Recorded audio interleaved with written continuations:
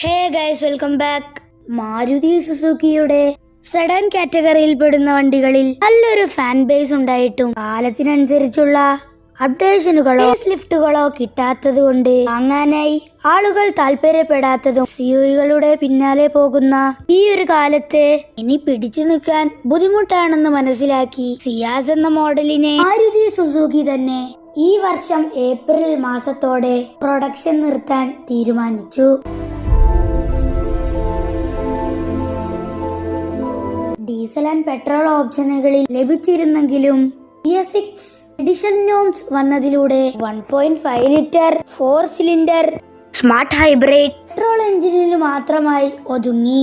That makes 103 bhpയും 138 Nm ടോർക്കും wheel drive ആയിരുന്നു വാഹനം. ഇതൊക്കെയാണ് വണ്ടിയുടെ പ്രധാന സ്പെസിഫിക്കേഷൻ. ഈ ഒരു സുസുക്കി സിയാസിനെ ഈ ബാറ്റ് ചെയ്ത് ആഫ്രിക്കയിൽ വിൽക്കുന്നുണ്ട്.